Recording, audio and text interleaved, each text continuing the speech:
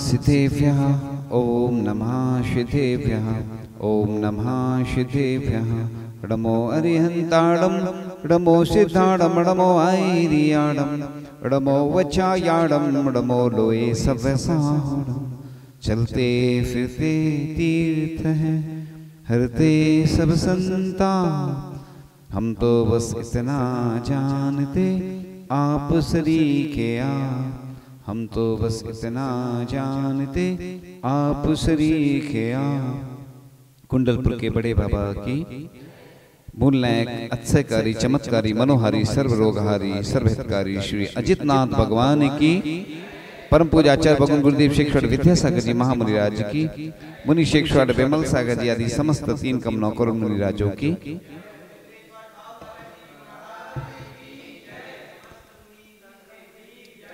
आज का यह पावन प्रसंग चातुर्मास समापन के बाद पिछी परिवर्तन होता है और संयम का यह उपकरण होता है पिछी का। और जब पिछी का परिवर्तन होता है तो लोग अपना हृदय परिवर्तन भी करते हैं। लोग देखते हैं कि नई पिछी का लोग दे रहे हैं महाराज को और पुरानी मुनिराज की पिछी का ले रहे हैं। इस पिछिका का क्या महत्व है यह बताना जरूरी है, क्योंकि लोग देखते तो हैं लेकिन नहीं जान पाते हैं कि आखिर ये क्यों होता है परिवर्तन।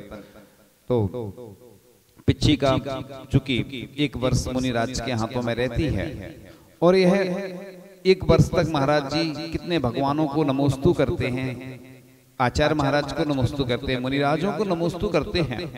एक बार की बात है कि एक आचार्य महाराज एक व्रती के यहाँ आहार करने गए तो उन्होंने देखा ये पिछिका किसकी है, तो उन्होंने कहा परम पूज्य आचार्य भगवान गुरुदेव शेखर विद्यासागर जी महाराज की पिछी है। तो उन्होंने उन आचार्य महाराज ने उस पिछी को नमोस्तु किया बैठ करके, यानी उस पिछी का कितना महत्व है ये आप जान सकते हैं, इस उदाहरण से दृष्टांत से आप जान सकते हैं। तो मोक्ष मार्ग में उपकार करने वाला उपकरण होता है। तो यह पिछी का परिवर्तन देख करके लोगों के अंदर वैराग्य मनाता है। आप देखते होंगे कि दीक्षा तो मुनि महाराज वन में भी ले सकते, कमरे में ले सकते, भवन में ले सकते, लेकिन सबके सामने क्यों लेते हैं? क्योंकि जैसे आप लोग राग के काम करते हैं, विवाह आदि, जन्मदिन और भी अच्छे धूमधाम से करते हैं, ऐसे ही ये जो चाहे कलश स्थापना हो, चाहे पिछी का परिवर्तन हो, चाहे दीक्षा का हो, चाहे अन्य दीक्षा दिवस हो, ये मांगलिक कार्य इसलिए तो सबके सामने की जाते हैं कि जैसे पाप के कार्य सबके सामने की जाते तो लोग देख के और अच्छे से अच्छा करते हैं। पाप के कार्यों में ऐसी पुण्य के कार्यों को भी हमेशा मांगलिक अनुष्ठान करना चाहिए। जैसे वेदी प्रतिष्ठा आदि होते हैं, वेदी शिलान्यास होता है, मंदिर का शिलान्यास होता है, बड़े अच्छे से क्यों करते हैं धूमधाम से, कि जिससे लोगों को और अवसर प्राप्त होते हैं, दान के अवसर प्राप्त होते हैं और लोग अनुमोदना करके पुण्य कमाने का अवसर प्राप्त करते हैं। तो यह बैर को आचार्य श्री कहते हैं कि यह बैर को दूर करने वाला उपकरण पिछिका है। इससे भूत आदि भी भाग जाते हैं, ऐसा अन्य लोग उपयोग करते हैं। आचार्य श्री ने ऐसा कहा था कि उपकरण धारण करने वालों का पंचम काल में दर्शन हो रहा है, इतना सौभाग्य की बात है। पहले एक ऐसा अवसर था कि मुनिराजों के दर्शन नहीं होते थे। भूधर दास जी, बनारसी दास जी ऐसे कवि हुए जो कहते थे ते गुरु मेरे और बसो, और भी ऐसी स्तुतियां लिखी, उनमें आप देखेंगे, सुने, पढ़ेंगे तो आपको लगेगा कि बताओ पंचम काल में हमें मुनिराज के दर्शन हो रहे। ऐसा भी काल आया कि मुनिराज के दर्शन नहीं हुए उस समय। तो आचार्य भगवान ने कहा था कि अहिंसा के प्रति समर्पण का यह कार्यक्रम होता है। तो कुछ बिरले ही संयम उपकरण के माध्यम से अपनी इंद्रियों को संयमित करते हैं, क्योंकि जितनी साधु होते हैं उतनी ही पुरानी पिछी मिलती है। और महाराज जी तो ये बोलते हैं कि पुरानी पिछी जिसको मिल जाती है बड़ा सौभाग्यशाली होता है, लेकिन वह भी सौभाग्यशाली होता है जो नई पिछी देता है, क्योंकि उससे मुनिराज कितने जीवों की रक्षा करते हैं। तो जब उम्मीदवार ज्यादा हो और डिमांड ज्यादा हो तो कीमत तो बढ़ती ही है। इसलिए लोग जो नियम लेते हैं उनको ही यह प्राप्त होती है।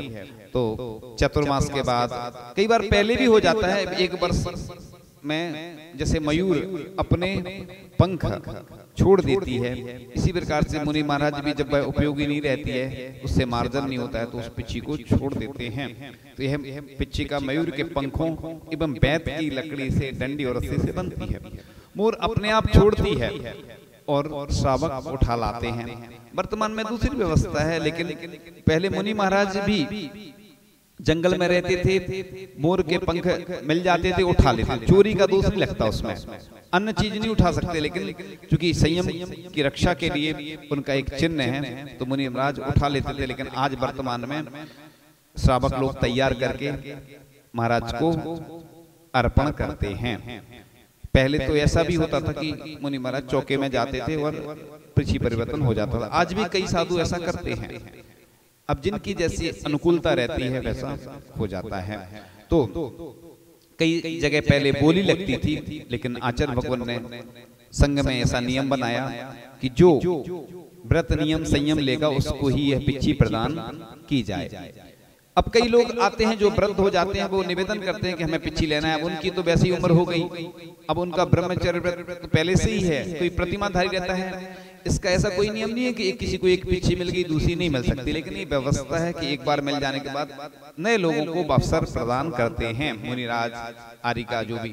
तो इस प्रकार से ब्रह्मचर्य व्रत, रात्रि भोजन, पूजन आदि का नियम लेकर लोग कहते हैं कि हम कुछ छूट रखेंगे, तो वो साधु से जो चर्चा होती है जिनकी जैसी, लेकिन इन नियमों में छूट कोई नहीं रहती है, क्योंकि आप सबके आदर्श हैं और आप जब पिच्ची ले लेते हैं तो लोग आपको आदर्श मानते हैं, और आप कुछ भी कम आप में कमी देखेंगे, आपने कुछ अलग से कुछ किया, तो सब जगह चर्चा का विषय बनता है कि उन्हें देखो पिच्ची ली और ऐसा कार्य कर रहे हैं। तो पिच्ची परिवर्तन तो वैसे वर्ष में एक बार ही होता है, लेकिन विशेष परिस्थितियों में बीच में भी हो जाता है। तो यह जो पंख होते हैं मृदु होते हैं, पंख आंख में जाने पर भी पीड़ा नहीं होती है और रज को ग्रहण नहीं करते हैं, सूक्ष्म जीवों को भी कष्ट नहीं होता है। ये साधु का चिन्ह है, सिंबल है। इस पिच्ची के बिना 5-7 हाथ से ज्यादा नहीं चलते हैं। हाँ, 7 हाथ तक ही चल सकते हैं बिना पिच्ची के मुनि महाराज, इससे ज्यादा चलते हैं तो प्रायश्चित लेना होता है। पहले बुंदेलखंड में प्रत्येक घर में श्रावक पिच्ची बनाकर रखते थे। कोई साधु चतुर्मास के बाद आते थे विहार करते हुए, तो चौके में ही परिवर्तन कर देते थे। और वर्तमान में स्थिति आपको मालूम ही है। तो इस प्रकार से दिगंबर मुनि के पास संयम उपकरण के रूप में पिच्चिका होती है। यह चिन्ह मुद्रा एवं करुणा का प्रतीक है। पिच्चिका और कमंडलु मुनि के स्वावलंबन के 2 हाथ हैं। जैसे 2 हाथ होते ना, एक हाथ में पिच्ची रहती है, पीछे बंधे हाथ, सर्द है सफर, किससे कहें पांव का कांटा निकाल देना। कई बार विहार कर रहे हैं, ठंड का समय है, कांटा लग गया पैर में महाराज जी के, एक हाथ में पिच्ची एक में कमंडल है। अब समय भी हो रहा है, शाम का समय हो रहा है और ठंड का समय है, तो ज्यादा रुक नहीं सकते और अंधेरा होने वाला है। ऐसी स्थितियां भी बन जाती है कई बार। तो एक हाथ में पिच्ची रहती है, एक में कमंडल, यानी 3 उपकरण बताए हैं, पिच्ची, कमंडल और शास्त्र। तो इसके बिना अहिंसा महाव्रत, आदान निक्षेपण समिति तथा प्रतिष्ठापना समिति नहीं बोल सकती है। प्रतिलेखन शुद्धि के लिए पिच्चिका की नितांत आवश्यकता है। और भट्टिकेर स्वामी जी ने भी कहा है, निपच्चे नत्थि निर्वाणम, यानी पिच्चिका के बिना निर्वाण की प्राप्ति नहीं होती है। तो कार्तिक मास ये जो चल रहा है ना, इसी मास में मयूर स्वेच्छा से अपने पंख छोड़ता है। इसके लिए किसी भी प्रकार से मयूर को पीड़ा नहीं देनी पड़ती है, इसमें किसी भी तरह की हिंसा नहीं है। कार्तिक मास के पहले मयूर इसको बोझ मानता है और पंख हटने पर बड़ा हर्ष मानता है। जैसे गाय अपना दूध देने के बाद उसको हल्का अपने आप को महसूस करती है। और आचार्य श्री विद्यासागर जी महाराज का एक बहुत अच्छा संस्मरण याद आ रहा है कि कुछ अंग्रेज आए और पिच्चिका की ओर इशारा करते हुए पूछा कि यह क्या है। अंग्रेजों ने पूछा, तो आप यह क्यों रखते हैं? तब आचार्य श्री ने कहा कि दिस इज माई ड्रेस, यह मेरी ड्रेस है, पिच्चिका हमारी यूनिफॉर्म है, इसके बिना हम रह नहीं सकते हैं। तो यह बस मुनि महाराज जब सामयिक आदि करते हैं तो उस समय बस अलग रख देते हैं इसको, लेकिन वैसे अलग नहीं रखते। तो मुनि की एक जो पिच्ची होती है ना, उस समय लगभग 900 पंख लगते हैं, और आरिकाओं के में 600 750 के बीच में पंख लगते हैं। इसलिए बताया जा रहा है कि लोग पूरे देश विदेश के लोग शायद नहीं जान पाते हैं कि ये है क्या, इसमें क्या होता है, तो इसलिए जानकारी जरूरी है। तो जब मोर प्रसन्न होता है तो वह अपने पंखों को फैलाकर नाचता है, और नाचते नाचते जब मस्त हो जाता है तो उसकी आंखों में से आंसू गिरते हैं, और मोरनी उन आंसू को पीती है तथा इससे ही गर्भ धारण करती है। तो मोर में कहीं भी वासना का लेस मात्र भी नहीं है, यानी मोर जो होता है ना, ब्रह्मचर्य व्रत का पालन करता है, इसलिए यह प्रसंग सुनाया जा रहा है। तो बस दिगंबर श्रमण संयम उपकरण पिच्छी का उपयोग अपनी दिनचर्या में प्रतिपल करते हैं, उठते बैठते, यानी रात में जब भी महाराज जी उठते हैं तो सबसे पहले हाथ कहाँ जाता है, पिच्छी की ओर। ये प्रतिदिन का ऐसा संस्कार हो जाता है कि अपने आप जब भी करवट बदलते हैं तो पिच्छी लगाएंगे, चलते हैं तो पिच्छी लगाकर, तो समस्त क्रियाओं में निरंतर परिमार्जन के लिए पिच्छी का सहायक होती है। अतः जब मयूर पंख की कोमलता कम हो जाती है और मयूर पंख का स्पर्श करने पर हल्के से कठोर लगने लगते हैं, तभी पिच्छिका को परिवर्तन किया जाता है। तो ये तो आपको बता ही दिया कि जीवों की रक्षा के लिए यह किया जाता है।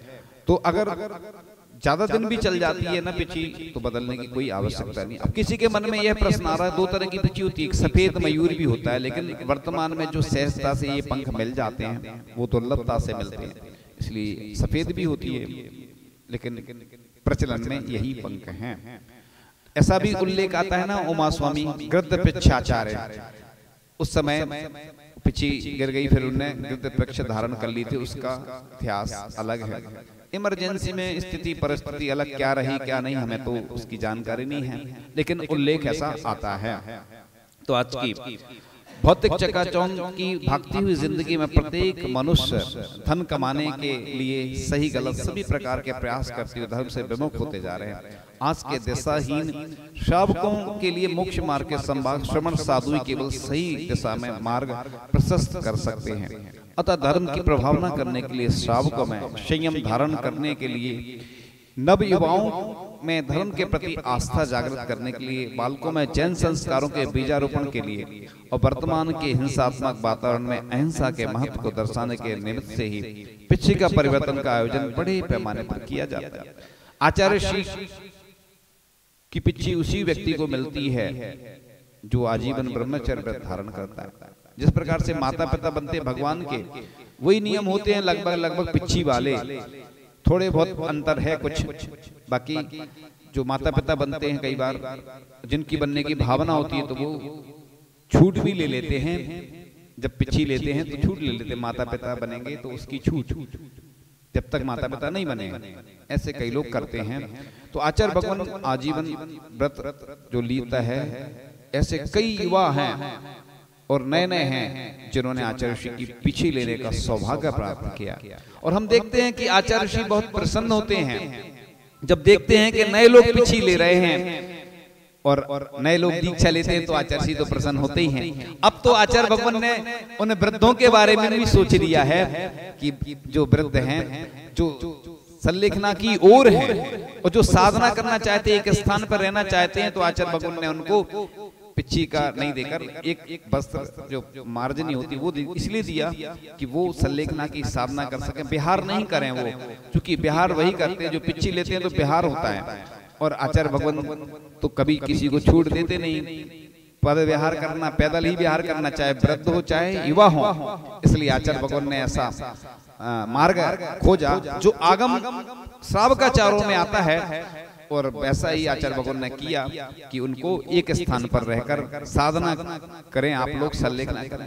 लोगों की गलत धारणा बन चुकी थी कि आचार्य ऋषि युवाओं को ही दीक्षा देते हैं। वैसे तो हमारे आचार्य भगवान खुद बाल ब्रह्मचारी हैं, उनकी संघ परंपरा अभी तक बाल ब्रह्मचारी की थी, लेकिन उन्होंने सोचा कि अब मैं वृद्ध हो गया हूँ, उन्हें वृद्धता का जब अनुभव होने लगा तो बस उन्हें लगा कि नहीं, इन वृद्धों का भी हमें कल्याण करना है, इनका भी कैसे कल्याण हो। तो आचार्य भगवान ने उनके लिए भी मार्ग खोल दिया, उनको भी क्षुल्लक दीक्षा दी।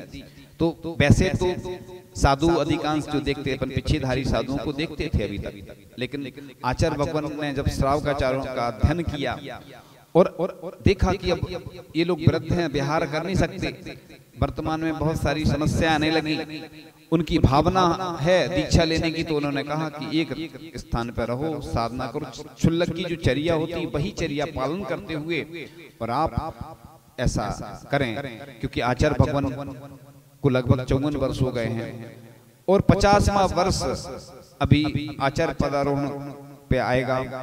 आचार्य पदारोहण दिवस 50वां, आचार्य श्री की 75 वर्ष की उम्र हो गई। उनने सब ग्रंथों का जब स्वाध्याय किया, अनुभव किया, खुद चर्या का पालन किया, इतनी कठिन चर्या का पालन करते हुए उन्होंने सबको मार्ग खोला। क्योंकि उनके अंदर बहुत दया और करुणा है, वात्सल्य है।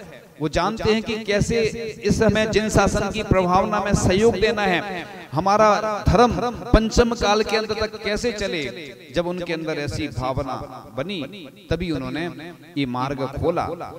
एक एक ग्रंथ का उन्होंने इतने सारे सटकंडागम, महान धवला ग्रंथ, महाबंध, जय धवला आदि आदि जितने ग्रंथ हैं सब का स्वाध्याय किया उन्होंने और खुद उस पर प्रैक्टिकल किया। चर्या का पालन करने के बाद ही उन्होंने जब देखा कि आगे आने वाली पीढ़ियां धर्म से विमुख होंगी, इन वृद्धों का भी कल्याण हो, जन जन के कल्याण की भावना होती है, जब भी तीर्थंकर प्रकृति का बंध होता है। ऐसे हमारे आचार्य भगवान हैं।